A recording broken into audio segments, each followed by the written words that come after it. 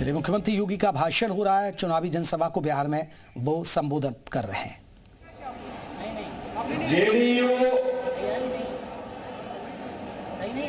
लोक जनशक्ति पार्टी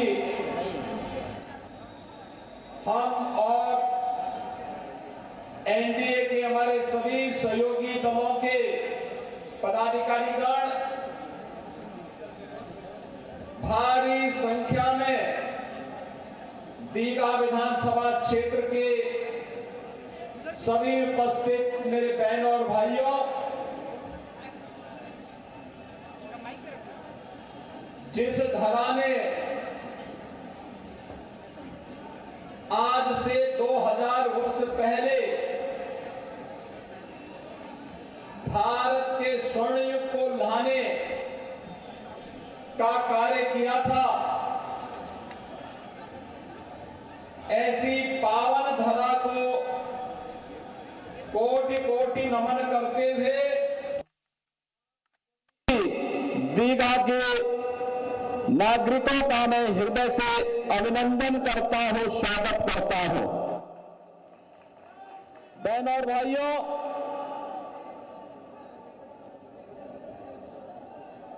बिहार अपने गौरवशाली अतीत के लिए जाना जाता है। बिहार ये साबित कर चुका है कि बिहार समृद्ध होगा तो भारत समृद्ध होगा। बिहार का स्वर्णिम बनने का मतलब भारत का स्वर्णिम बनना। बिहार का विकसित बनने का मतलब भारत का विकसित बनना। इसी धरा पर चंद्रगुप्त मौर्य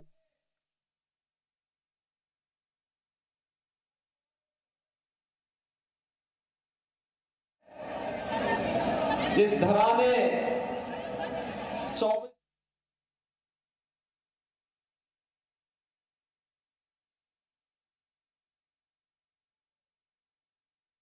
जहां पर मां जानकी ने जन्म लेकर के साक्षात जगत जननी मां भगवती लक्ष्मी के रूप में जन्म लेकर के उत्तर प्रदेश और बिहार के संबंधों को सदैव के लिए रोटी बेटी के अटूट संबंध के साथ जोड़ने का काम किया। बिहार की वही धरा है, जब भी कोई लोकतंत्र पर प्रहार करेगा बिहार उठ खड़ा होगा। बिहार के नौजवानों का जज्बा जो लोकनायक जयप्रकाश नारायण के नेतृत्व में कांग्रेस की दुर्विसंधि को फेल करते हुए उनके द्वारा संविधान का गला रोकने का जो काम किया गया था, बिहार के नौजवानों ने लोकनायक जयप्रकाश नारायण के नेतृत्व में फिर से लोकतंत्र की बहाली के यज्ञ को आगे बढ़ाया था।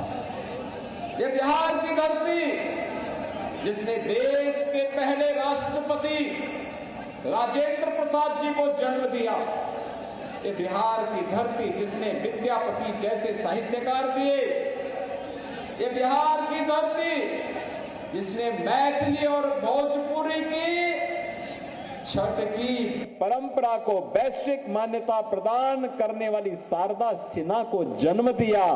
ऐसी पावन धरा को कोटि कोटि नमन करने का की इच्छा किसकी न हो रही हो। बहनों और भाइयों, उसी परंपरा का निर्वहन करने के लिए मैं आपके बीच आया हूं। मैं बीच में आने वाला था लेकिन समय नहीं मिला, लेकिन मैं आपको धन्यवाद करने के लिए आया हूं। लोकसभा चुनाव में आपने भारतीय जनता पार्टी के वरिष्ठ नेता श्री रविशंकर प्रसाद जी को भारी बहुमत से विजयी बना करके जो कार्य किया है, उसके प्रति आप सभी का हृदय से आभार। बहनों और भाइयों, कौन वे लोग थे जो कार्य किया है, उसके प्रति आप सभी का हृदय से आभार। बहनों और भाइयों, कौन वे लोग थे जो इतनी गौरवशाली परंपरा को जिन लोगों ने पहचान के संकट के दौर से गुजारा था, आज से 20 वर्ष पहले बिहार के सामने क्या हालात पैदा हो गई थी।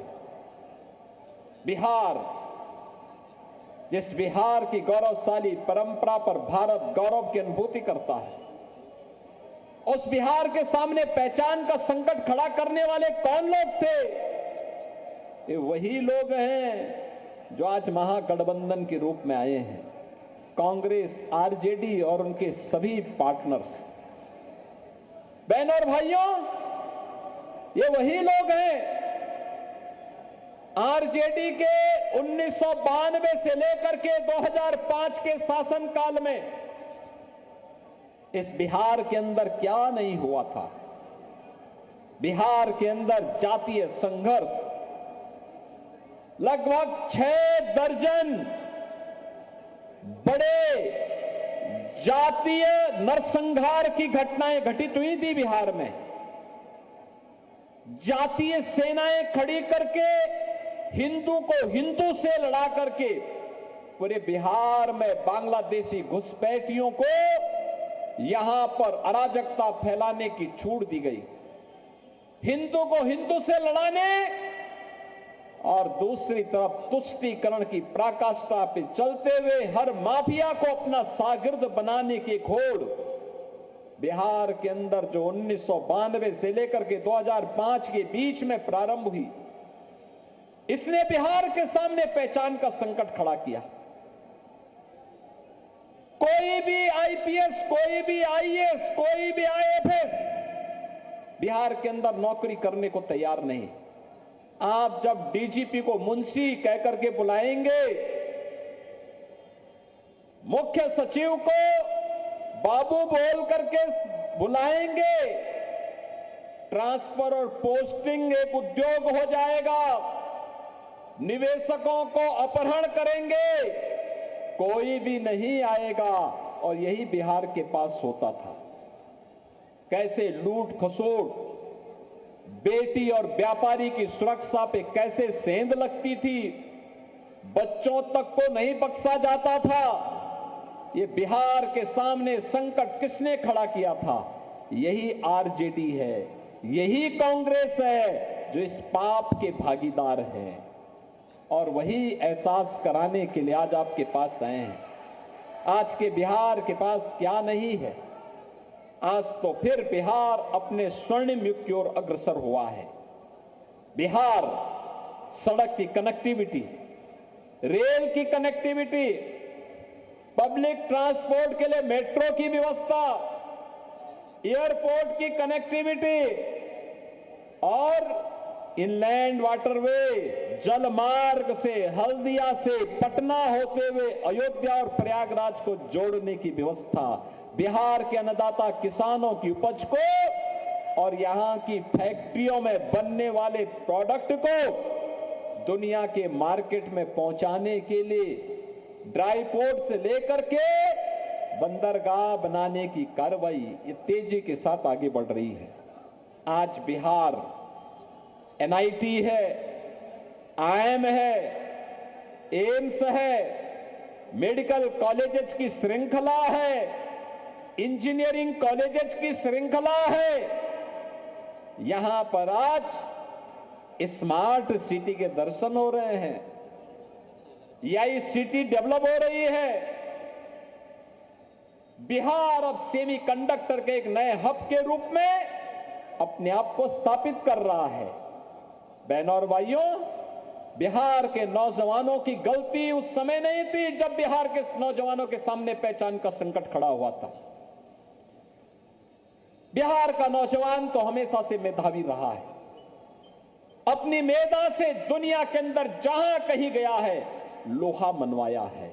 बिहार के नौजवान के सामने संकट की स्थिति पैदा की थी इन लोगों ने, जो लोग जातीय आधार पर समाज को बांटने का पाप किए थे। बिहार को नक्सल हिंसा की चपेट में लाए थे।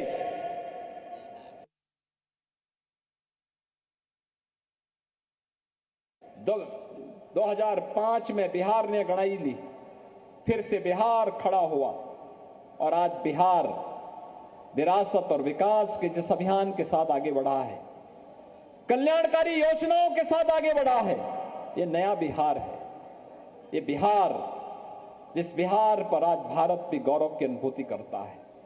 बहनों और भाइयों, याद करिए, हम लोग आए थे पिछले चुनाव के समय और तब हमने कहा था कि अब आपको नारा लगाने की आवश्यकता नहीं पड़ेगी, आपके नारे हम यूपी में हकीकत में बदल डालेंगे। हमने कहा था, उससे पहले हम लोग आते थे, लोग कहते थे रामलला हम आएंगे, मंदिर वहीं बनाएंगे। हमने कहा बनाएंगे नहीं, बन गया राम मंदिर, आज अयोध्या में खड़ा हो गया।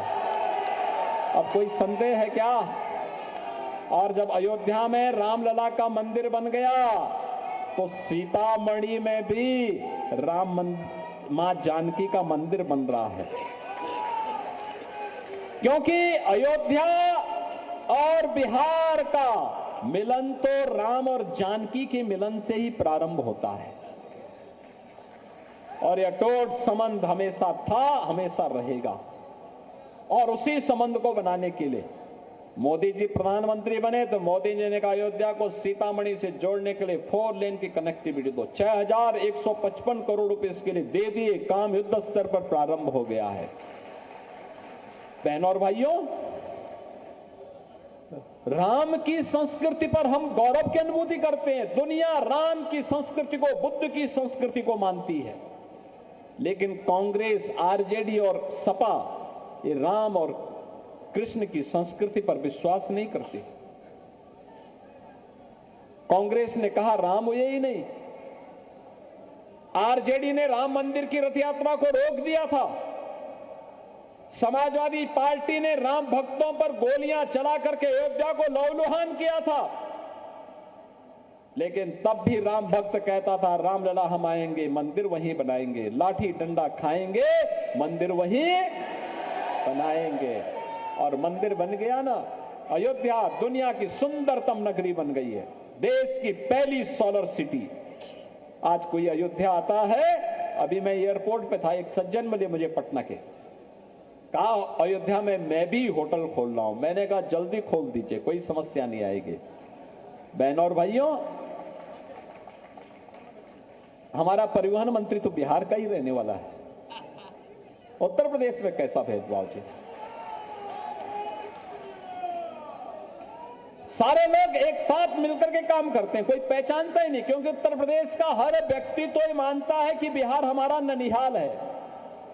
और बहनों और भाइयों, उसी भाव के साथ हर उत्तर प्रदेश वासी आज बिहार में आता है, बिहार का वासी उत्तर प्रदेश में जाता है और विकास की इस प्रक्रिया को मिलकर के काम आगे बढ़ाने की तैयारी मजबूती के साथ आगे बढ़ रही है।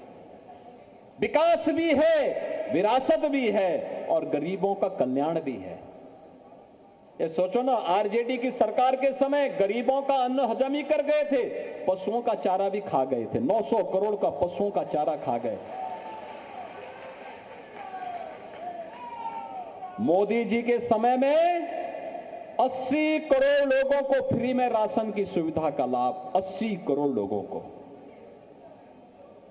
50 करोड़ लोगों को 5 लाख रुपए की आयुष्मान बीमा की, स्वास्थ्य बीमा का कवर, और 70 वर्ष से ऊपर के प्रत्येक बुजुर्ग को, वरिष्ठ नागरिक को, चाहे वह किसी भी जाति का है, किसी भी संप्रदाय का है, उसको वयम वंदना कार्ड के माध्यम से आयुष्मान भारत की सुविधा 5 लाख रुपए हर वर्ष उपलब्ध होंगे।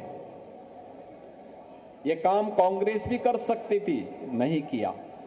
आरजेडी कर सकती थी, नहीं किया, क्योंकि गरीब इनके एजेंडे में कभी नहीं था, कभी नहीं था। महिलाएं इनके एजेंडे में कभी नहीं थी, बुजुर्ग कभी नहीं थे, कभी नहीं थे, और इसीलिए विकास भी नहीं कराते थे।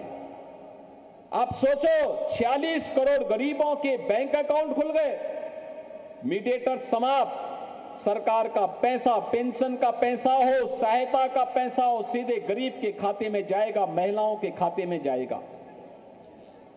12 करोड़ गरीबों के घर में शौचालय, 10 करोड़ गरीब महिलाओं को रसोई गैस के कनेक्शन, 3 करोड़ गरीबों के घर में बिजली के मुफ्त कनेक्शन, और यही नहीं 4 करोड़ गरीबों को मकान मिल जाए। बहनों और भाइयों, किसी गरीब को सिर ढकने के लिए आपने देखा होगा पिछले 5 दिन कितनी बारिश पड़ रही थी। गरीब के सामने संकट खड़ा होता है जब लगातार बारिश पड़ती है। आज उसका समाधान भी मोदी जी ने कर दिया है। डबल इंजन की सरकार समस्या नहीं, समाधान पर बात करती है। आरजेडी कांग्रेस ने समस्या दी थी, इसलिए समस्या की ही चर्चा करती है।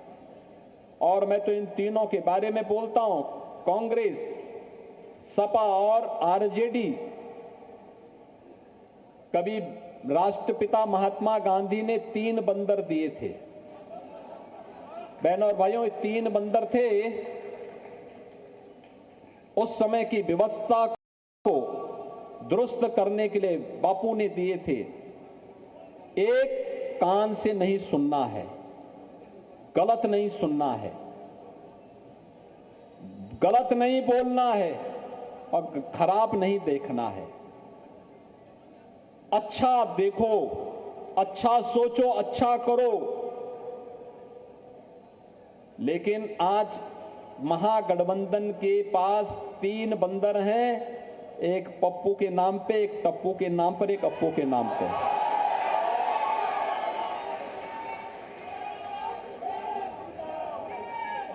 एक अच्छा नहीं बोल सकता है, एक को अच्छा नहीं दिखाई देता है और एक को अच्छा नहीं सुनाई देता है। इसीलिए एनडीए की डबल इंजन सरकार के विकास के कार्य इनको अच्छा नहीं लगते हैं, अच्छा नहीं दिखाई दे रहे, उसके बारे में अच्छा ही लोग बोल ही नहीं सकते। और बहनों और भाइयों, हमें इस बारे में देखना है, ये चुनाव केवल चुनाव नहीं है। बिहार की अस्मिता को ध्यान में रख करके एनडीए सरकार के द्वारा किए गए कार्यों को आगे बढ़ाने का एक अभियान भी है। स्वर्णिम बिहार फिर से एनडीए की सरकार ही दे सकती है। और पिछले 20 वर्ष में नीतीश कुमार जी के नेतृत्व में बिहार ने जो विकास की एक लंबी छलांग लगाई है, इस लंबी छलांग को स्वर्णिम बिहार के रूप में बदलने के लिए थोड़ी प्रयास और करने की आवश्यकता है। और सौभाग्य से एक जुझारू नेता श्री संजीव चौरसिया के रूप में आपके सामने 1024 बीघा का जो बात इन्होंने उठाई है, वैसे नहीं उठाई है, क्योंकि समाधान कैसे होना है उस समाधान पर उन्होंने सोचा है, समस्या पर नहीं। और इसलिए समाधान अंतिम चरणों में चल रहा है। अंतिम चरणों में मान करके चलिए कि एनडीए सरकार बनते ही विद इन 6 मंथ वहां के हर व्यक्ति को वहां का मालिकाना अधिकार मिलने वाला है, वहां का कब्जा मिलने वाला है। क्योंकि संजीव जी ने देखा है उत्तर प्रदेश में ऐसे जितने भी विवादित क्षेत्र बना दिए गए थे, सबका समाधान हो गया है, सबका समाधान कर दिया गया। क्योंकि वहां हम समस्या रहने ही नहीं देते। वहां समस्या, वहां पर पहले अपराध की समस्या थी 2017 के पहले, उसको रोका गया, समाप्त। दंगों की थी, उसको रोका गया। माफिया की थी तो उसके लिए हमने बुलडोजर दे दिया।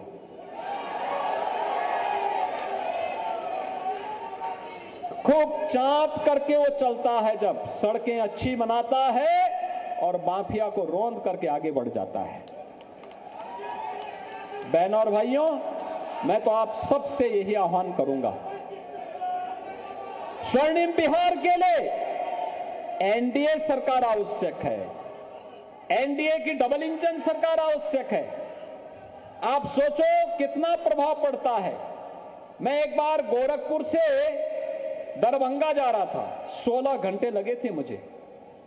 आज मैं लखनऊ से दरभंगा सुबह आया हूं, मात्र 45 मिनट में पहुंचा हूं, 45 मिनट में।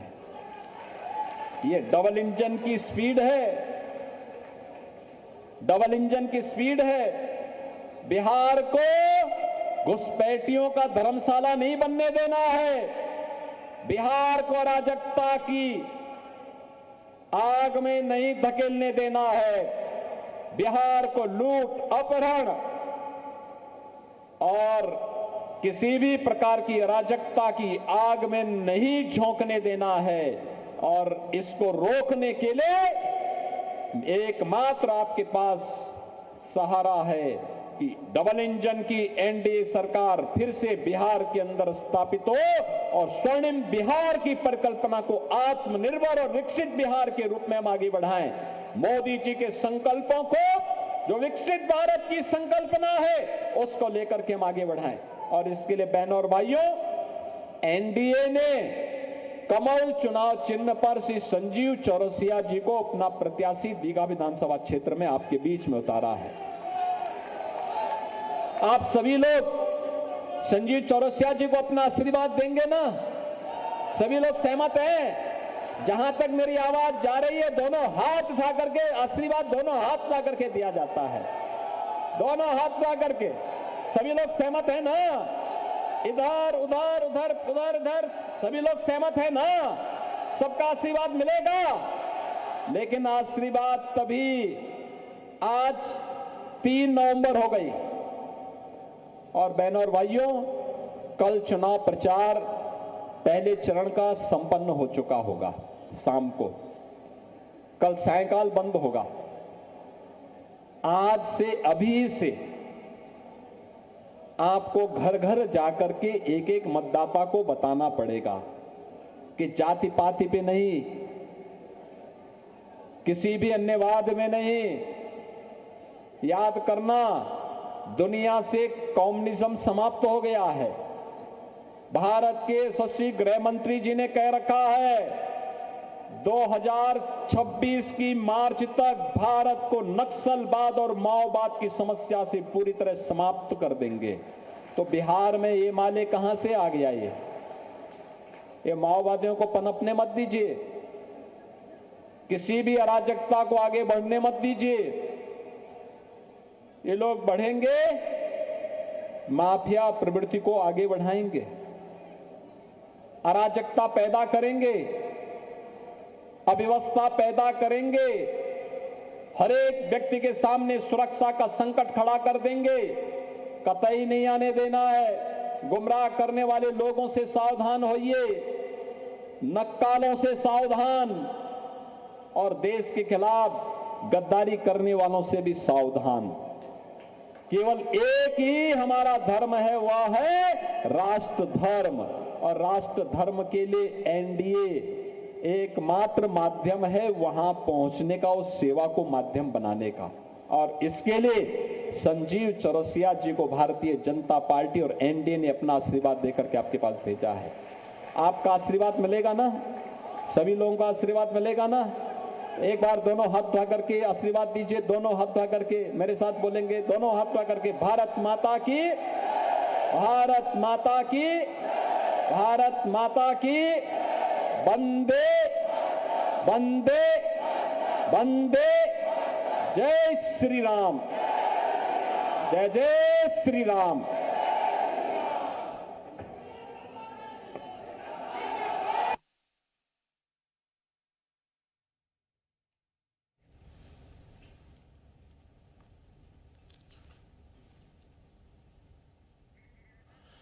जी, फिलहाल तस्वीरें आपको दिखा रहे हैं। मुख्यमंत्री योगी आदित्यनाथ बिहार में तूफानी चुनाव प्रचार कर रहे हैं। दीघा में उनकी मौजूदगी, जहां पर एनडीए की सरकार को जिताने की उन्होंने अपील की और इसके साथ ही बापू के 3 बंदरों का जिक्र किया। समाजवादी पार्टी, कांग्रेस और आरजेडी के नेताओं पर कटाक्ष किया उन्होंने और कहा कि दोबारा से जंगल राज यहां पर नहीं आने देना है। और डबल इंजन की सरकार उत्तर प्रदेश के साथ साथ बिहार में विकास की रफ्तार को बहुत तेज गति से आगे बढ़ा रही है। गरीबों के लिए काम किया जा रहा है। सभी को साथ लेकर के चलने की हिम्मत जो है डबल इंजन की सरकार में है। और